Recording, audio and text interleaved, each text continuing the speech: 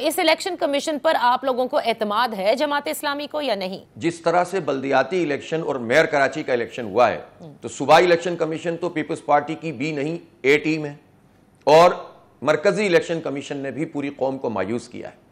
और हमने इसको रिकॉर्ड पर हम लाएं, तहरीर में लाएं, तकरीर में लाएं, एहतजाज में लाएं, और हम ये समझते हैं कि अगर कराची जैसा इंतखाब पूरे मुल्क में कराना है तो फिर इस इंतखाब का फायदा क्या है? अगर शबखून ही मारना है, अगर नंबर्स को तस्लीम नहीं करना, नतीजों को बदलना है, पार्टी बुनियाद पर रिटर्निंग अफसरों का तकर्रुर होना है और मर्जी के लिखे हुए फैसले पढ़ के सुना देने हैं, तो इलेक्शन कमीशन के इस तर्ज अमल पे तो हमें एतबार नहीं है। अच्छा। इस्लाह करें, ब्लैक एंड व्हाइट में सामने चीजें लेकर आएं, बताएं कि हम ये कर रहे हैं और ये करेंगे, और उसका आगाज वोटर लिस्टों की दुरुस्ती से होता है। देखें, वोटर लिस्टें 30% ऐसी हैं जहां जो आदमी रहता है वहां पर उसका वोट नहीं है, जबकि उसने अपने तकाजे भी पूरे किए हुए हैं। तो जब आपकी वोटर लिस्ट जो बेसिक है वही अगर ठीक नहीं है, और दूसरी बात यह कि डिलिमिटेशन पे पता चलेगा, जब प्रिलिमिनरी इनकी एक स्टेट आएगी कि इन्होंने डिलिमिटेशन कैसे की, उससे पता चलेगा जी। तो वो तो जब 27 को सामने आएगी तो हम उस पर कमेंट करेंगे, लेकिन अब तक का तो रिकॉर्ड ये है कि बल्दियात में भी आपने देखा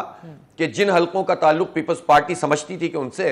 वो वहां वोटर्स की तादाद एवरेज 15,000 थी, और जिनका ताल्लुक जमात इस्लामी से था उनकी एवरेज तादाद 45,000 थी। अच्छा, तो एक और तीन पे तो पहले इन्होंने ले लिया। के लिए माफी चाहूंगी हाफिज साहब, अब तो मामला दूसरा है ना, वो बल्दियाती इंतखाबात थे, इस वक्त तो आम इंतखाबात, मुल्क में हर तरफ निगरान सेटअप कायम है। जो निगरान सेटअप इस वक्त बना हुआ है, अगर वो वाकई ऐसा सेटअप है